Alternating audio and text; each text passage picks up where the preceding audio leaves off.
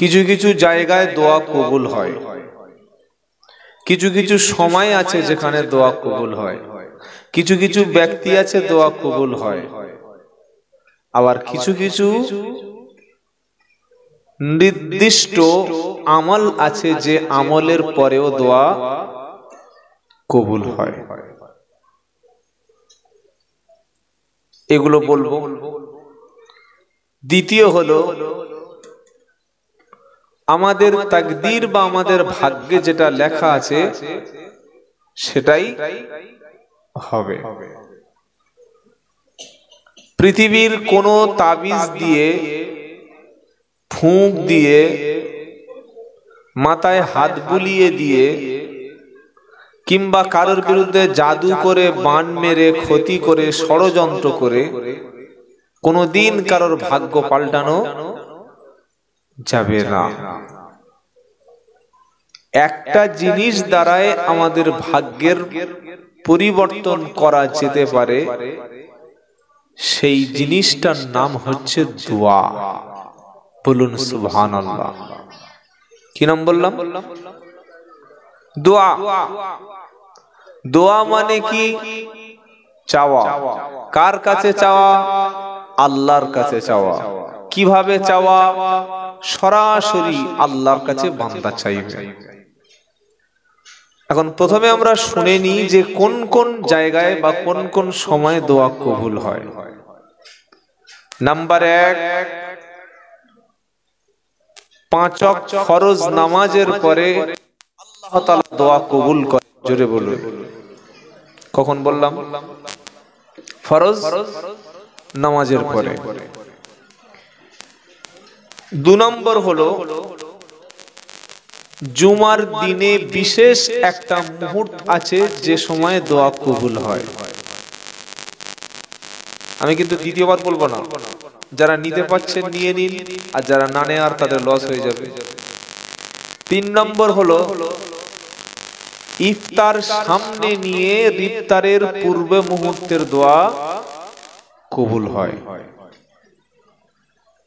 4 নম্বর হলো, অসুস্থ ব্যক্তি বিছানায় পড়ে গেছে, আপনি দেখতে গেছেন, ওই অসুস্থ ব্যক্তি যদি আপনার জন্য দোয়া করে সেই সময় দোয়া কবুল হয়। 5 নাম্বার হলো, বৃষ্টি বর্ষণ হচ্ছে, বৃষ্টির সময় দোয়া করলে দোয়া কবুল হয়। মাঝে মাঝে সুবহানাল্লাহ একটু পড়ুন, মানে হুজুর বলে দেবে তবে সুবহানাল্লাহ। কি আশ্চর্য আপনারা। নাম্বার 6, যখন মানুষ সেজদায় যায়। সেজদা মানে কি? নিজের মাথাটা আল্লাহর সামনে নামিয়ে দেওয়া।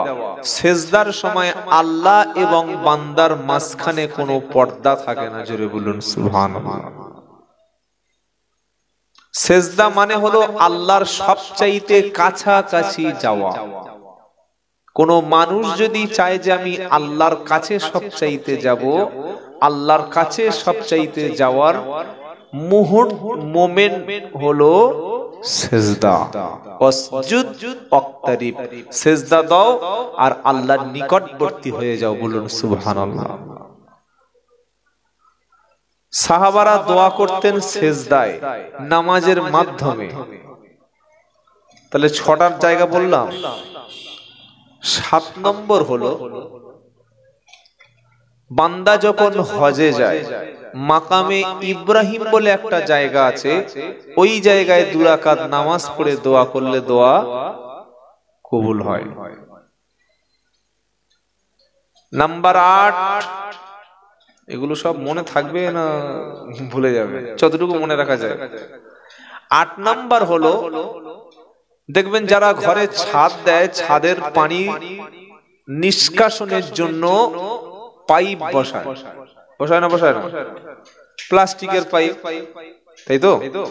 কাবা শরীফের পানিটা নিষ্কাশন ব্যবস্থার জন্য যে পাইপটা আছে ওটা প্লাস্টিকের না, ওটা কিসের?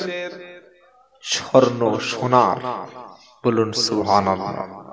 যে জায়গায় পানিটা পড়ে ওই জায়গায় দোয়া করলে আমার আল্লাহ দোয়া কবুল করেন। জোরে বলুন। কটা বললাম? 9টা। আর একটা বলবো নাকি? বলবো? শুনুন তাহলে। যদি কোনো বান্দা প্রিয় নবী মুহাম্মদ মুস্তাফা সাল্লাল্লাহু আলাইহি সাল্লামের উপর দরুদ পড়ে, দরুদের পরে যদি দোয়া করে আমার আল্লাহ দোয়া কবুল করেন। জোরে হবে না সুবহানাল্লাহ? 10টা বলে নিলাম। এবার আপনারা আমল করবেন, আমরা আমল করব।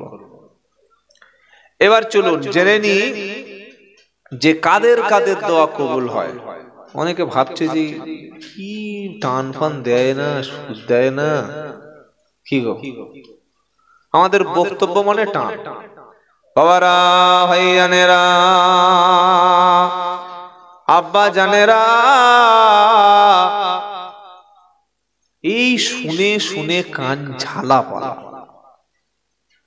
কি খারাপ বলছি বাবা? বক্তব্য দিলেই টান দিতে হবে, মানে সব কথা আমাকে কেঁদে কেঁদে বলতে হবে, দুটো একটা কেটে বলা যায় না। এই অভ্যাসটাই আমরা শিখিয়েছি আপনাদের। সব বক্তা যদি বলে একটা একটা করে বুঝিয়ে বুঝিয়ে গুছিয়ে বলবো, শ্রোতা তখন কি বলবে? শুদ্ধ হ্যাঁ বা না একটা বলুন। আর আমরা অভ্যাস যেটা করেছি লোক সেটাই করে, বাচ্চাদের মতো। মানুষ কখন কাঁদে? কি গো বাচ্চারা খিদে লাগলে টানের জায়গায় টান আছে, সুর খারাপ না।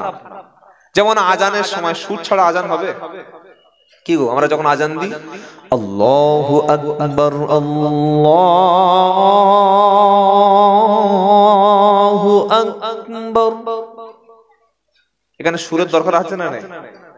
কেউ যদি বলে আল্লাহু আকবার আল্লাহু আকবার, আজান হবে? হবে না। যেমন কোরআন, ধরুন আপনি কথা বলছেন, কথা বলতে বলতে বলছেন ভাই বাড়ির সকলে ভালো আছে, সকলে কি খেয়েছে, কেমন আছে, এটা বলছেন। কিন্তু কোরআনের মধ্যে বাক্য বা আয়াত রয়েছে প্রায় 6666টা। এই বাক্য বা আয়াতের মাঝখানে আপনি দম ছাড়তে পারবেন না। কি বলেছি বুঝতে পেরেছেন? কিরকম? যেমন আলাম তারা কাইফা ফাআলা রাব্বুকা বিআসহাবিল ফিল। এটা কোন সূরা বাবা? হ্যাঁ, সূরা ফিল। এই সূরা ফিল মানে হাতি। আল্লাহ হাতির নামে একটা সূরা দিয়েছেন, জোরে বলুন না সুবহানাল্লাহ। হাতি হাতি। তো সূরা ফিল আপনি পড়ছেন, আলাম তারা কাইফা ফাআলা রাব্বুকা, জিরিয়ে নিয়েছেন, একটু জিরানো হয়ে গেল। বিআসহা, ফের একটু দম নিচ্ছেন। বিল ফিল,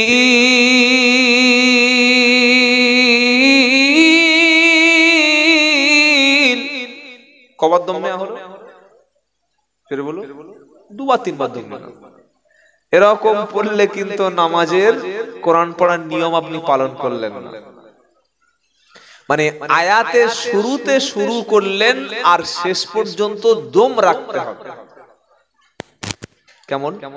আলাম তারা কাইফা ফাআলা রাব্বুকা বিআসহাবিল ফিল। তবে আয়াতটা কমপ্লিট হবে। তো কিছু কিছু ব্যক্তির দোয়া কবুল হয়। কাদের কাদের দোয়া কবুল হয় এইটা শুনে নেন। আমরা অনেকে মনে করি ইমাম সাহেব মানে একদম শিওর দোয়া কবুল হবে, তাই তো বাবা? বক্তা মানে তো ওনার দোয়া একদম মিস হবে না। আর পীর সাহেব দোয়া করলে মানে পীর করেছে মানে হবেই হবে। কি গো আপনি কি জানেন নবীর দোয়া পর্যন্ত আল্লাহ অনেক ক্ষেত্রে কবুল করেনি? জানা আছে বাবা? সে ঘটনার সামনে আসবে, বলবো আপনাদের। আল্লাহর নবী বলেছেন তিন ব্যক্তি, তিন ধরনের ব্যক্তির দোয়া কবুল হবেই, কবুল হবেই, কবুল হবেই। বলুন নবীর কথাটা সত্য না মিথ্যা? কোন মুসলমান যদি নবীর কথাটা শোনার পরে সন্দেহ করে, সত্যি হবে তো, সত্যি হতে পারে তো, এই সন্দেহ করলে তার ঈমান নষ্ট হবে। এবার কোন কোন ব্যক্তি নবীর জবান দিয়ে বলেছে তাই শুনে নেন। সালাসু দাআতিল মুস্তাজাবাত, তিন ব্যক্তির দোয়া নবী বললেন কবুল হবে, লা শাক্কু ফিহিন্না, কোনো সন্দেহ করো না। বলুন সুবহানাল্লাহ। দাআতিল ওয়ালিদ ওয়া দাআতিল মাজলুম ওয়া দাআতিল মুসাফির, বাপ মার দোয়া সন্তানের জন্য কবুল হবে, কোন ব্যক্তি যখন মুসাফির হয়, সফরে চলে যায়, দোয়া কবুল হবে।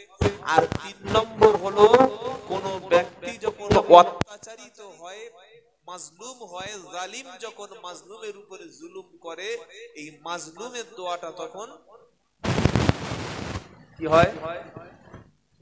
জোরে বলুন। তাহলে এটা মনে করে নিলেন কাদের দোয়া কবুল হয়? নবীর কথা, কোনো বানানো কথা বলবো না। বানানো কথা বলার কোনো প্রয়োজন আমাদের নেই। তিন ব্যক্তি দোয়া কবুল হবে, বাপ মা, মুসাফির আর মাজলুম। এজন্য আমাদের ছেলেরা ভুল করে। মুফতি সাহেব, পীর সাহেব, বক্তা সাহেব, হুজুর সাহেব, ফকির সাহেব দেখা পেলে, হুজুর মাথায় একটু ফুঁক দিয়ে দিন, হুজুর একটু দোয়া করে নিন। কিন্তু কোনোদিন, আমি জানি না আপনাদের ছেলেরা কোনোদিন আপনাদের কাছে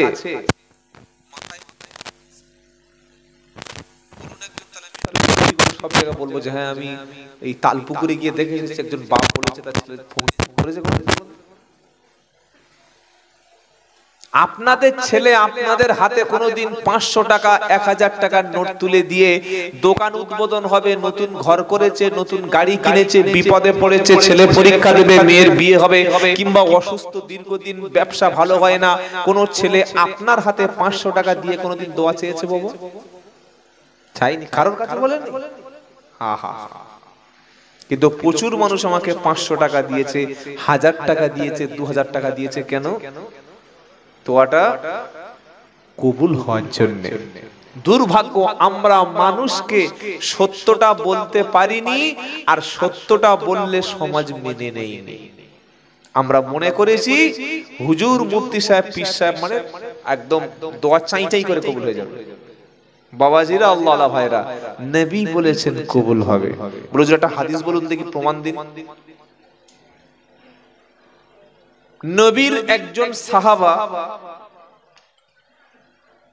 কিভাবে তারা দোয়ার জন্য নবীর কাছে বাপ মাকে বিশ্বাস করতেন দেখেন। সাহাবাটার নাম হচ্ছে হযরতে আবু হুরায়রা। আবু মানে কি? বাবা। হুরায়রা মানে কি? বিড়াল। কি বললাম? বিড়াল। বিড়াল বিড়াল পোষা কিন্তু নবীর একটা ভালোবাসার জিনিস। বিড়াল, বিড়াল নাপাক না, কিন্তু কুকুর পোষা শরীয়তের নাজায়েজ। কুকুর পোষা, বড় লোকেদের বাড়ি একটা করে কুকুর থাকবে, কালো কুকুর, লাল কুকুর, বড় বড় চুল হবে, একদম ভয়ঙ্কর আওয়াজ হবে, তার জন্য সকালবেলা করে গোসল করাতে হবে, ডিম দুধ বিভিন্ন খাবার দেওয়া হবে। হয় না? হয় না? বড় লোক মানে একটা কুকুর মোটামুটি পুষতে হবে, একটা বুলেট গাড়ি কিনতে হবে, হ্যাঁ, সাদা পাঞ্জাবি পরতে হবে, পকেটে 500 টাকার নোট রাখতে হবে, আর বাজার করে আনার সময় বাজারটা প্লাস্টিকে আনতে হবে, ব্যাগে ভরা যাবে না, বাংলাতে সিগারেট খেতে হবে, বাংলাতে চা খেতে হবে, দাড়ি রাখা যাবে না, তাই তো? এগুলো বড় লোক। কিন্তু আল্লাহর নবী বিড়াল ভালোবাসতেন। তো যে সাহাবাটার নাম বলছি তার নাম হচ্ছে আবু হুরায়রা। উনি বিড়ালকে খুব ভালোবাসতেন, সব সময় বিড়াল নিয়ে ঘুরতেন। নবী একদিন বক্তব্য করছে, আর ওই চাদরের মধ্যে বিড়াল নিয়ে আর নবীর সামনে দাঁড়িয়ে দাঁড়িয়ে বক্তব্য শুনছে। তো বিড়াল কি ওয়াজ শুনবে নাকি? কি ও বিড়াল ওয়াজ শুনবে? ও বার হয়ে গেছে, এ বগলের ভিতর থেকে বার হয়ে পড়েছে। নবী হেসে ফেললেন। হাসার সময় নবীর সামনে দাঁতগুলো একটু দন্দন মুবারক বার হয়ে গেল। বলুন সুবহানাল্লাহ। তো হাসতেন মানে আমাদের মতো এই যে শয়তানি হাসি, হাসি নবী হাসতেন না। নবীর হাসি ছিল মুস্কি হাসি। কি হাসি বলুন? মুস্কি হাসি।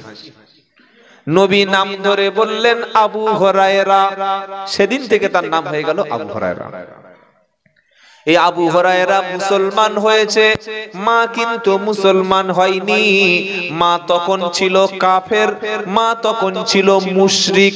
আবু হুরায়রা প্রতিদিন যতক্ষণ বিশ্ব নবীর দরবারে আল্লাহর নবীর কাছে বসে থাকতেন, সারাদিন যে সময়টুকু পেতেন মায়ের দেখাশোনা ছাড়া অতিরিক্ত সময়টুকু আল্লাহর নবীর মসজিদে বসে বসে আবু হুরায়রা তিনি কোরআন শিখতেন, ইসলাম শিখতেন। জোরে বলুন। বেশি সময় থাকতেন মসজিদে, কম সময় থাকতেন ঘরে। বেশি সময় থাকতেন মসজিদে, কম সময় থাকতেন বাজারে।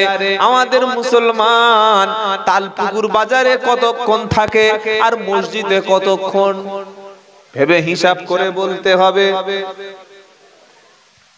বাড়ির মেয়েরা ভাত রান্না করতে পারে, মাংস রান্না করতে পারে, মাছ রান্না করতে পারে, তবে বাড়ির বউরা চা করতে পারে না। পারে? বাড়ির মেয়েরা চা করতে পারে না? পারে তো? চা যদি বাড়ির বউ করে স্বামীর জন্য দেয়, এটা এ স্বামীর পছন্দ না। মাগরিবের নামাজ পড়ে চায়ের দোকানে যাবে, একটা লাল চা হাতে নেবে, বিস্কুটটা হাতে নেবে, নিয়ে প্রথম টুপিটা খুলে বিড়ি ধরাবে।